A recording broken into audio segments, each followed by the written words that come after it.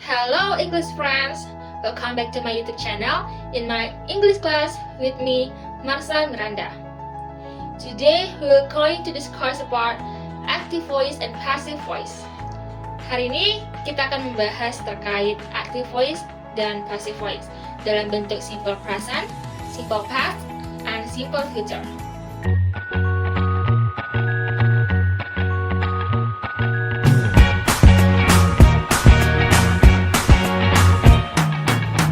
English friends, apa sih sebenarnya active voice and passive voice itu? Secara sederhana, merupakan bentuk kalimat yang kata kerjanya mengandung arti awalan me atau ber dalam kalimat aktif dan awalan di atau ter dalam kalimat pasif. Contoh membantu. Membantu adalah kalimat aktif dan dibantu adalah kalimat pasifnya. So we can conclude active voice is a grammatical structure in which the subject of the action of the verb. Active voice adalah struktur tata bahasa di mana subjek kalimat melakukan tindakan kata kerja. Sedangkan passive voice is a type of sentence or clause in which the subject achieves the action of the verb.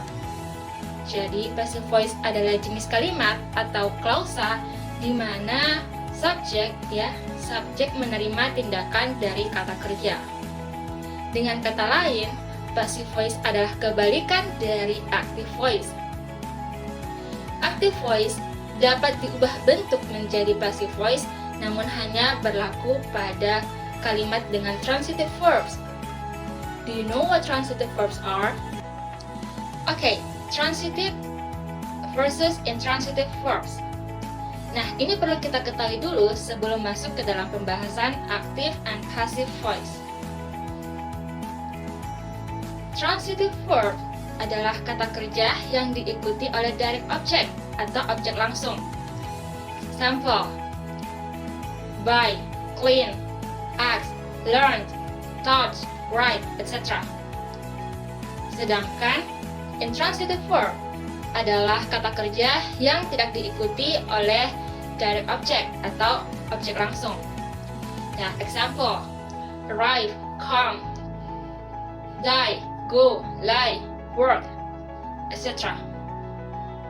So, untuk transitive verb for example, I painted my walls. Saya mencat dinding.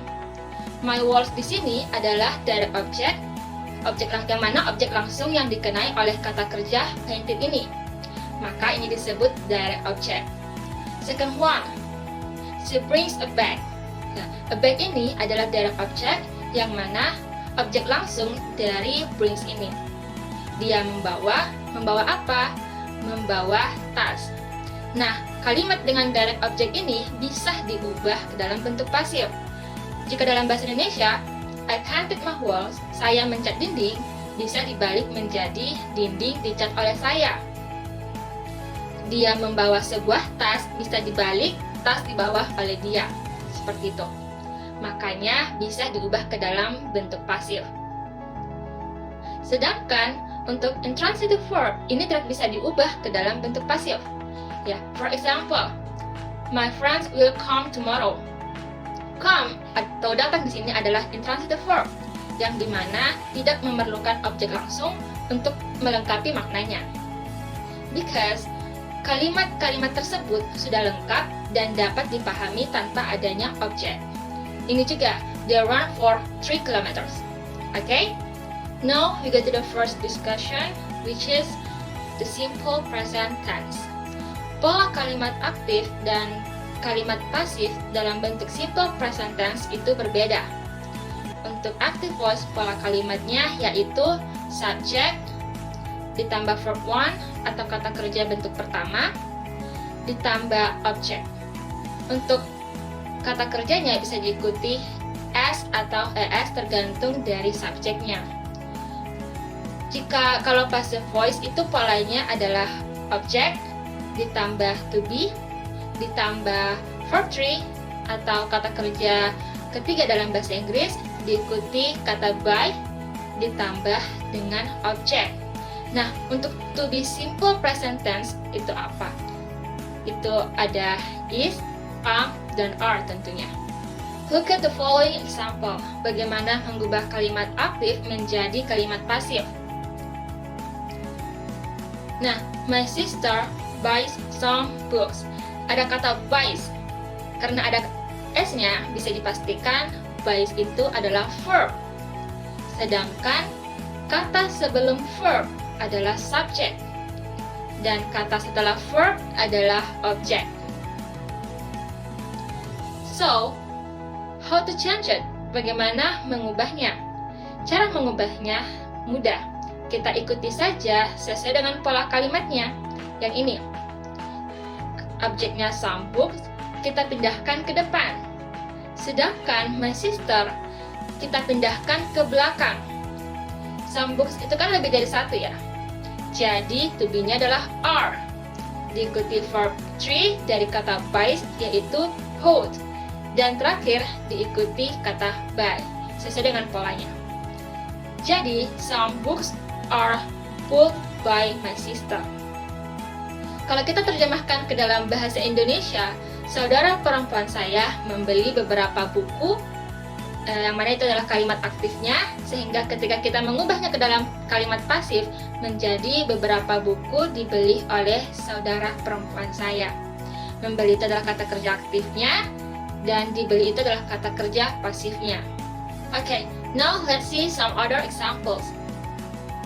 The teacher explains the lesson quickly. Jika diubah ke kalimat pasif, menjadi the lesson is explained by the teacher quickly. Tentu, kalimat aktif dan pasif ini sudah sesuai dengan pola kalimat yang benar. The teacher adalah subjeknya, explained adalah verb 1, dan the lesson adalah objeknya. Diikuti dengan kata keterangan quickly. Kalimat pasifnya juga tentu sudah sesuai ya, English friends. The lesson yang awalnya diletakkan setelah verb menjadi di depan. Diikuti is sebagai to be dari the lesson. Explain, verb 3 dari explains ditambah by, dan subjeknya the teacher. Terakhir adalah kata keterangannya quickly, posisinya tetap atau apa adanya. Bisa kita lihat di bawah terjemahannya, guru menjelaskan pelajaran dengan cepat menjadi pelajaran dijelaskan oleh guru dengan cepat. The third example, mother cooks soup in the kitchen. Ibu memasak sup di dapur. Jika kita ubah ke dalam kalimat pasif menjadi soup is cooked by mother in the kitchen, yaitu sup dimasak oleh ibu di dapur. The second discussion is simple past tense. Untuk pola kalimat active voice, we need subject, verb 2 plus object. Sedangkan untuk passive voice, we need object plus to be berupa was atau were, tergantung.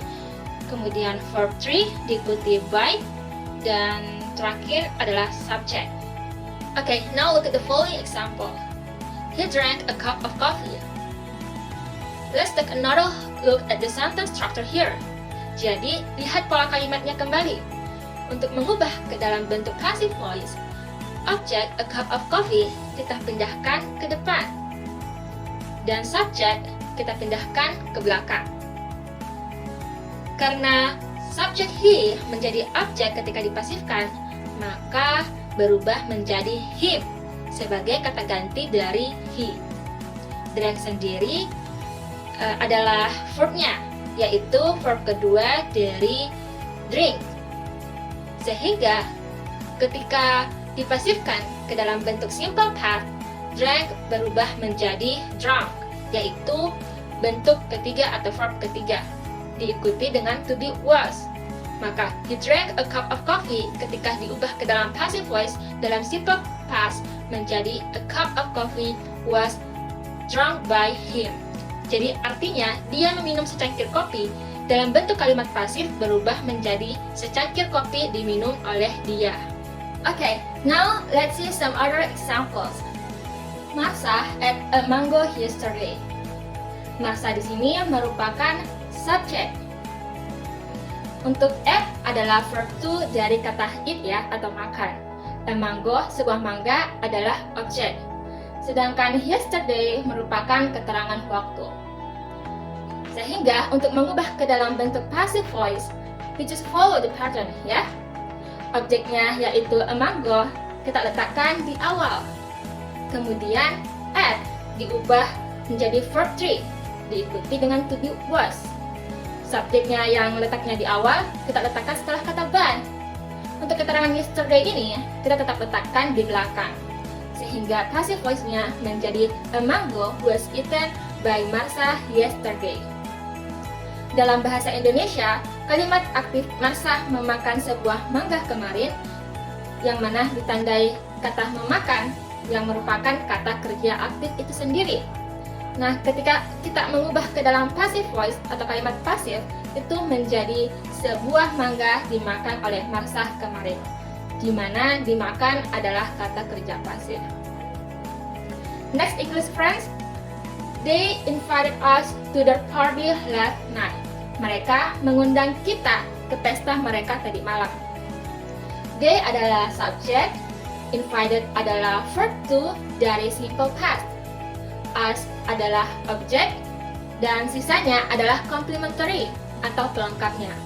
Nah, English friends, we want to change the active voice into a passive voice, sehingga menjadi we were invited by them to the party last night. Kita diundang oleh mereka ke pestanya tadi malam. Okay, got it? That's good. The last topic is simple future tense. Oke, English friends, akhirnya kita sudah berada di material terakhir. Artinya di materi terakhir kita pada pembahasan hari ini. Nah, for the active voice in simple future tense, pola kalimatnya yaitu subject ditambah will, kemudian verb 1 and object. For the passive voice, we need object, will be, verb 3 and subject. Harap diingat ya, English friends. Nah, oke, langsung saja look at the following examples. I will write a letter. Nah, English friends, for the step, of course, adalah mengidentifikasi elemen-elemen penting dalam kalimat aktif ini. Di sini ya, dalam contoh ini, we have I sebagai subject, will sebagai kata kerja bantu yang akan menandakan waktu akan datang, write sebagai kata kerja utama dalam bentuk pertama, dan a letter sebagai objek yang dikenai tindakannya. When we want to change it, a letter sebagai objek kita pindahkan ke depan, sehingga menjadi posisi subjek. Kemudian kita mempertahankan kata kerja bantu will untuk menunjukkan waktu akan datang dan menambahkan be setelahnya. Be di sini diperlukan dalam kalimat pasif untuk menghubungkan kata kerja bantu dengan kata kerja utama dalam bentuk passive voice. Kata kerja utama write kemudian kita ubah menjadi past participle. Ada yang tahu verb 3 dari kata write? Right, benar sekali. Written.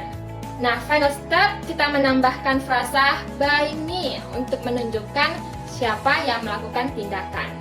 Maka I will write a letter menjadi a letter will be written by me. Nah, di bawah ini kalian bisa lihat terjemahannya ya English friends. Yang awalnya saya akan menulis sebuah surat menjadi surat akan ditulis oleh saya dalam bentuk passive voice di simple future tense. Akan di sini adalah arti kata will di atas ya English friends. Let's see some other examples. The TV host will open the mystery box. Artinya, pembawa acara TV akan membuka kotak misteri. We want to change it into a passive voice menjadi the mystery box will be opened by the TV host, yaitu kotak misteri akan dibuka oleh pembawa acara TV. Nah, next is they will help us tomorrow. Us di sini adalah objek pada active voice yang mana ketika diletakkan di depan yaitu posisi subjek maka berubah menjadi we atau kita ya. Diikuti dengan will be. Ingat kembali ya polanya English friends. We will be. Okay, next, help. pada posisi passive voice di sini adalah verb 3 dari kata help. Ya. Ingat ya polanya English friends. Verb 1 diubah menjadi verb 3. Di sini karena posisinya berpindah yang awalnya sebagai subjek menjadi objek, sehingga berubah menjadi them, mereka, yaitu mereka. Diikuti dengan kata tomorrow sebagai kata keterangan waktu. Sehingga passive voice-nya menjadi we will be helped by them tomorrow. Ya, ketika kita translate, tentu pola kalimatnya tidak terlalu berbeda ya, pastinya English friends. Mereka akan membantu kita besok. Ketika dipasifkan menjadi kita akan dibantu oleh mereka besok. Ya, tentu tidak terlalu berbeda. Okay, English friends, that's all our lesson today. I hope you understand my explanation. See you again and bye-bye.